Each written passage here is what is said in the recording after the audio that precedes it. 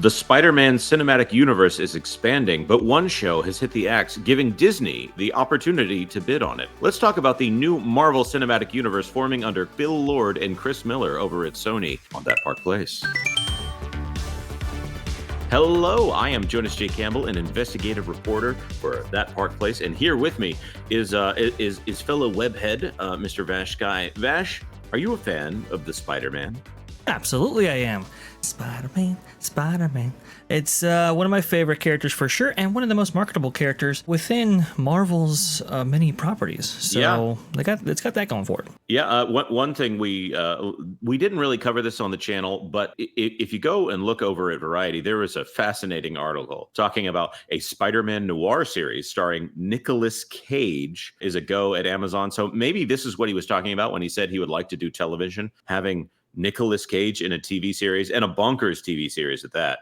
A 1920s dark like PI story starring Nicolas Cage as a Spider-Man. I don't think his name is Peter Parker, but I've not been a huge fan of noir here. But that's not the story that we're talking about today. The story that we're talking about is this one out of the Hollywood Reporter. Marvel's Silk Spider Society dead at Amazon. Looks like somebody came by, perhaps with a newspaper. You know what? I'm just getting this joke, this like 60-year-old joke of Spider-Man's worst enemy is the Daily Bugle. And if you see a spider in your house, the biggest enemy of that spider is a rolled up newspaper. I'm just now getting that. It's clever. So sources say that Sony Pictures TV, the studio behind the series, plans to shop the Angela Kang-led project to other buyers. This is a form of Spider-Man that was expanded upon. At some point, they decided to add diverse versions of the characters, or they added more characters and they decided to make them diverse. This is, I don't know the name of the actual character, but essentially it's the same spider that bit Peter Parker also bit this other person, and that person was locked away in a vault somewhere, and then came out, and she was Silk, which is yet another person who has the exact same power set as Spider-Man. So it's a Spider-Woman who can do whatever a spider can. I don't know, Vash, is this the kind of thing that would excite you? No, not necessarily. Now, I think there are really great Spider-Man characters of both genders, actually, within the Spider-Verse that you can kind of bring out for sure. Yeah. I think my daughter's excited about Spider-Gwen if they ever decide to do a series about that one. I was just thinking the same thing right there. I believe in some of the comics, Mary Jane gets involved as well. You can play around with the storylines related to that. I think it has awesome potential. It's just, unfortunately, I think under Sony, them trying to maximize the Spider-Man brand as much as possible. And then, they're also getting into kind of some of the stuff that's a little bit more progressive. Well, I just don't think those are a great mix. So let's talk about that. For instance, if we look at this, they talk about there's more than 900 characters, and they plan to shop the drama series from former Walking Dead showrunner Angela Kang. Kang departed AMC for what sources say is an 8-figure deal with Amazon. We're gonna eclipse that number in just a moment. Remains housed at the streamer and will continue to develop projects for the company. The decision to scrap Silk comes a mere 2 days after Amazon, during its first in-person pitch to Madison Avenue ad buyers, announced a Sony-produced Marvel series Noir starring Nicolas Cage. The thing that I want to point out here, because apparently everybody missed this back in 2019, it might have been overshadowed by something like, I don't know, the launch of Disney Plus. Noir, like Silk, is poised to launch first on Amazon's linear network, MGM Plus. For those of you who are not aware of what MGM Plus is, it's what used to be called Epix. It is actually Amazon's linear network. So they do have a cable channel, which I wonder if that scares everyone else to know that Amazon, the big daddy of all commerce over here, is able to get into the linear game. Heaven help them if they decide to offer a traditional cable or even a broadcast channel at some point. But right here, both shows are executive produced by Phil Lord and Chris Miller and Amy Pascal, who produced Spider-Man Into the Spider-Verse, and conceived as part of a larger suite of live-action shows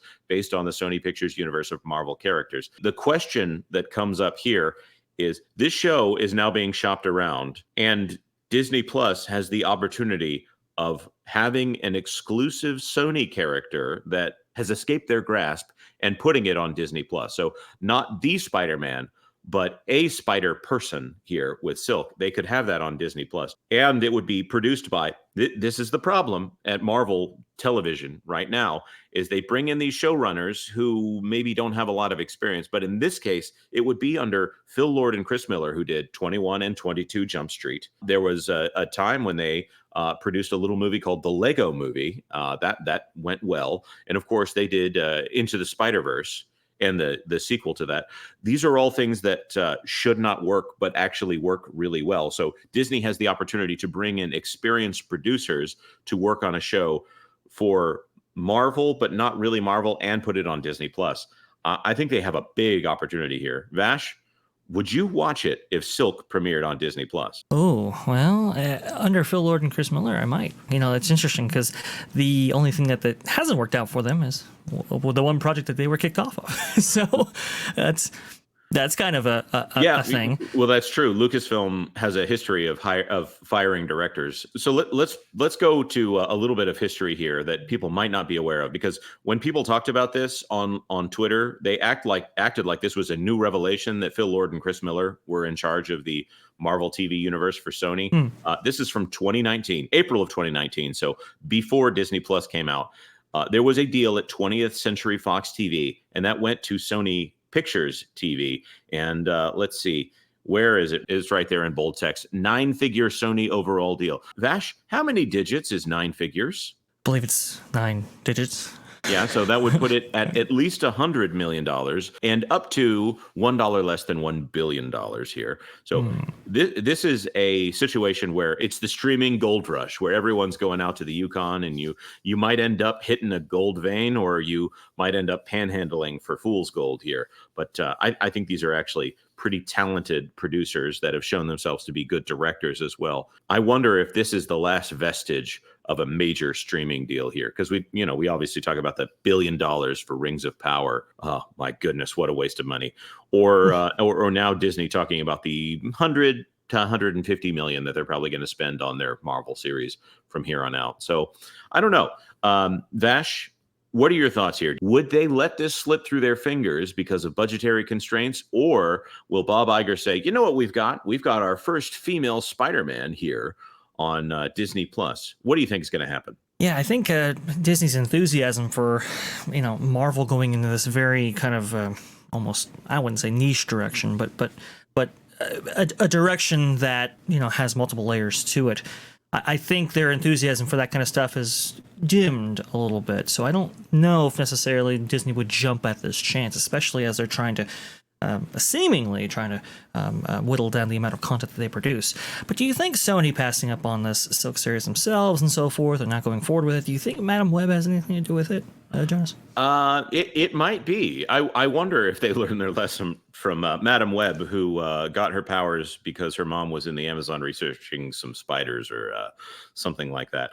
I'm going to be a little crass when I say this, but if the lady that they have playing Silk is traditionally attractive, I think that probably says a lot for the potential of the show.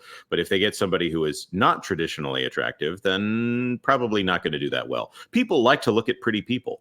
I've noticed that in cinema. So looking at Bob Iger's track record here, I think that there's a chance that they would snatch this up because they want to have that headline. They could go to that vault again and find some more content to scrap and take an impairment charge in order to keep those books balanced there. Or they could find something else that they could move over to theaters to where no one knows what they actually make on movies. By the way, last earnings call, somebody asked, when are the movies going to be profitable again? And basically no one knows if the movies are actually profitable because they only release revenue numbers. Right. And any indications on price have been astronomical. The cost of these movies have been astronomical. So we want to throw this to our audience here. Do you think Bob Iger is going to strike while the iron is race swapped? Oh, sorry, gender swapped. Actually, also race swapped here. Or do you think Disney will actually show some restraint and let this extra Marvel show that they don't currently have the rights to slip through their fingers? Let us know in the comment section down below. Or will you be watching Silk when it comes out? Let us know that. Like this video if you like this video, and consider subscribing to That Park Place for all the news that should be fun. Thanks for watching That Park Place News. For more information, consider checking out www.thatparkplace.com. And don't forget to subscribe, share, like, and send this out on your favorite social media accounts.